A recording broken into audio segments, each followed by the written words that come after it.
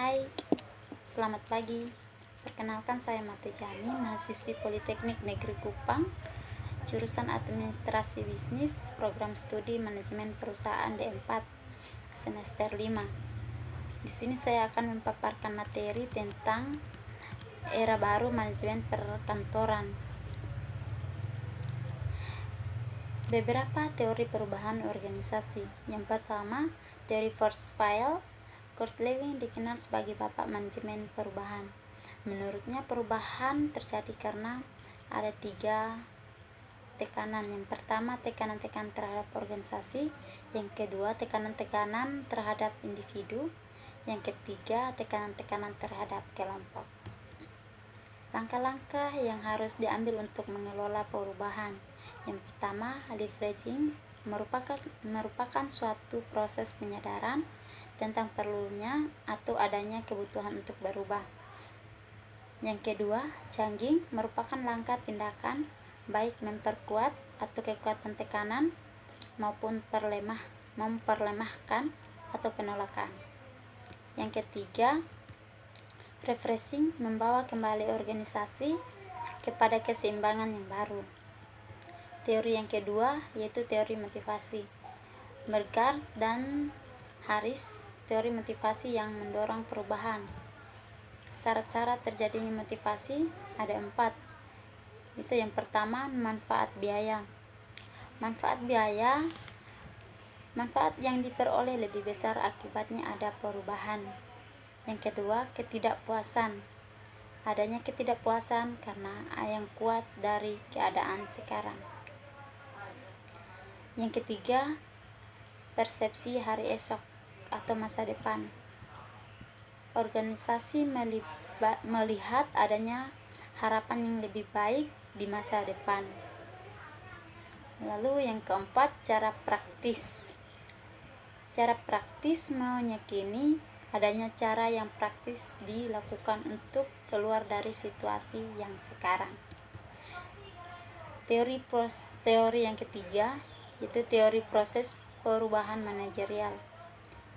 Bert al perlu melibatkan banyak orang dalam perubahan dari ilmu lain, yaitu ilmu psikologi dan sosiologi. Yang pertama, memobilisasi energi stakeholders untuk mendukung perubahan atau menganalisis dan mendiagnosis masalah-masalah yang menghambat daya saing organisasi. Mengimbangkan visi serta strategi untuk mengelola dan menghasilkan daya saing yang positif. Yang kedua, memperluas revitalisasi pada seluruh departemen dalam organisasi. Bagian yang ketiga, mengkonsolidasi perubahan melalui kebijakan-kebijakan strategi yang diformulasikan, struktur, sistem, dan sebagainya. Yang keempat, memantau terus kegiatan ini. Teori yang keempat, teori kontingensi. Tannenbaum dan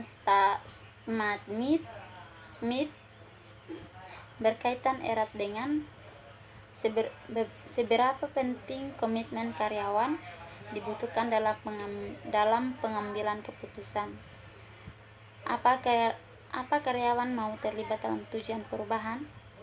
Yang ketiga, apakah manajer memiliki informasi yang cukup untuk mengambil keputusan yang baik? Adakah karyawan mempunyai kompetensi untuk mengambil keputusan? Jika manajer mengambil keputusan, apakah karyawan mau mengikutinya? Berapa banyak waktu yang tersedia untuk mengambil keputusan? Teori yang kelima yaitu teori kerjasama. William et al. Perubahan biasanya tidak terjadi tanpa adanya kerjasama dari semua pihak. Mengapa manusia mau bekerja sama? Yang pertama, motivasi memperoleh reward. Yang kedua, kesetiaan terhadap profesi pekerjaan atau perusahaan. Yang ketiga, motivasi moral karena dengan kerjasama dapat diterima secara moral. Yang keempat, motivasi menjalankan keahlian. Yang kelima, motivasi karena sesuai dengan sikap hidup.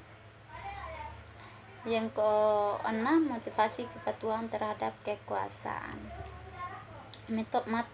Teori mengatasi resistensi perubahan.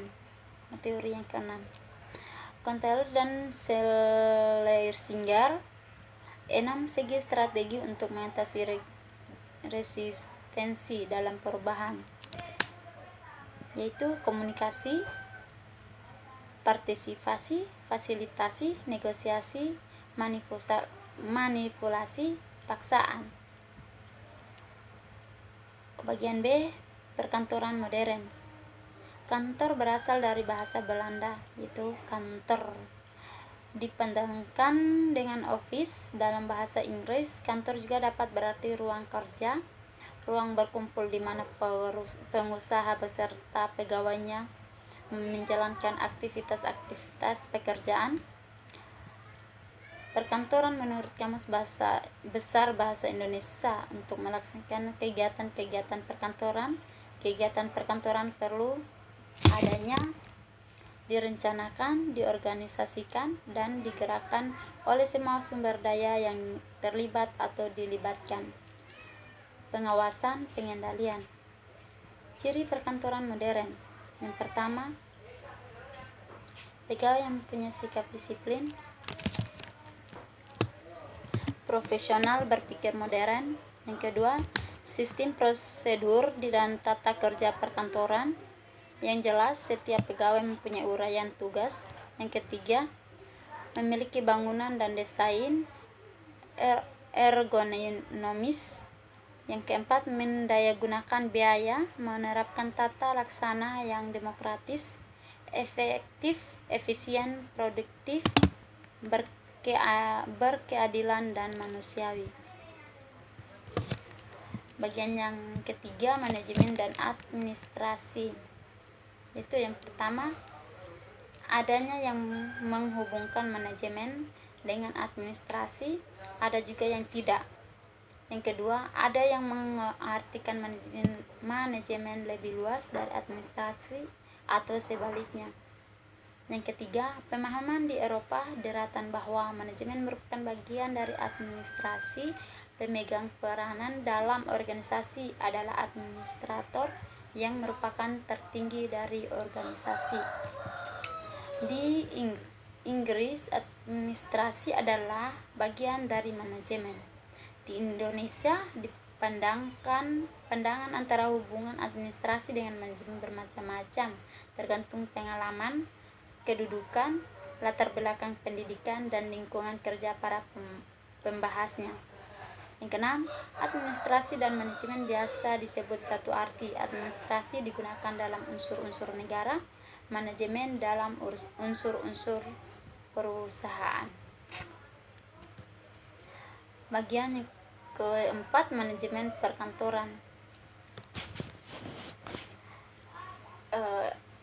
Denyer dalam bukunya Office Administration mendefinisikan bahwa manajemen perkantoran adalah pengarahan dan pengawasan sebuah kantor untuk mencapai tujuannya yang khusus dengan cara yang sehemat-hematnya.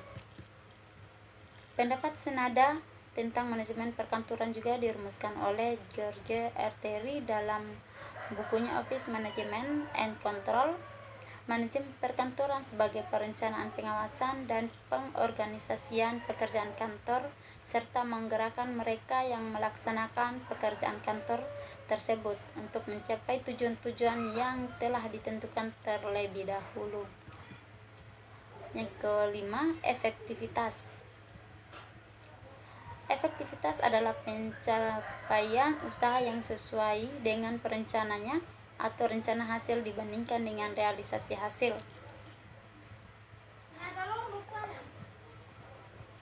Efektivitas adalah konteks perilaku organisasi yang merupakan hubungan antar produksi, kualitas, efisien, fleksibilitas, kepuasan, sifat keunggulan, dan pengembangan. Menurut Duff, efektivitas berkaitan dengan sejauh mana organisasi mencapai tujuan yang telah ditentukan. Efektivitas Efektivitas adalah keadaan atau kemampuan kerja yang dilaksanakan oleh manusia untuk memberikan nilai guna yang diharapkan.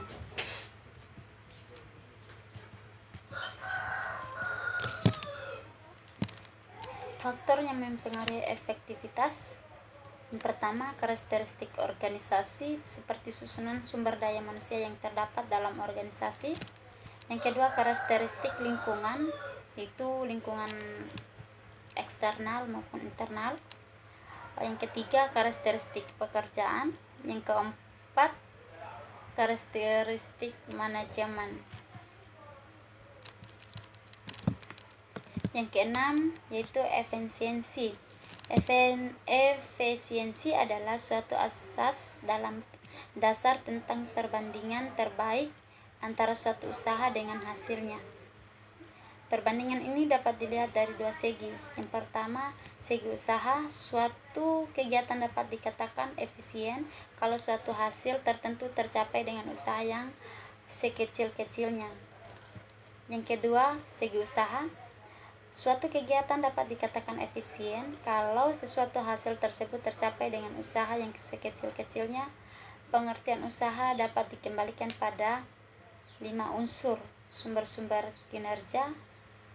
Yang pertama pikiran, yang kedua tenaga, yang ketiga waktu, yang keempat ruang, dan yang kelima benda termasuk uang di dalamnya. Segi yang kedua, segi hasil. Suatu kegiatan dapat disebut efisien kalau dengan suatu usaha tertentu memberikan hasil yang sebanyak-banyaknya, baik mengenai mutunya maupun jumlah satuan hasil itu.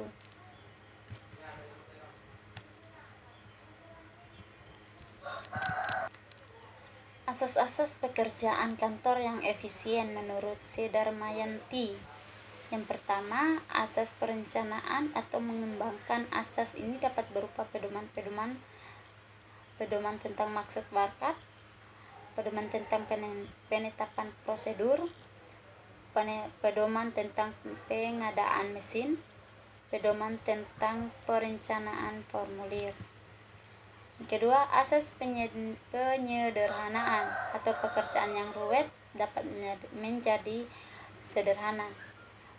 Pedoman tentang tata cara, pedoman tentang perlengkapan, pedoman tentang pengorganisasian. Yang ketiga, asas penghematan atau mencegah pemakaian benda atau barang secara berlebihan. Itu perhitungan biaya yang kemanfaatan, pedoman tentang perhitungan kebutuhan bakat, pedoman tentang mekanisme tata usaha. Yang keempat, asas penghapusan atau peniadaan pekerjaan yang dianggap tidak perlu, pedoman tentang peniadaan gerak-gerak dalam pekerjaan, pedoman tentang penghapusan tebusan atau wakat lain.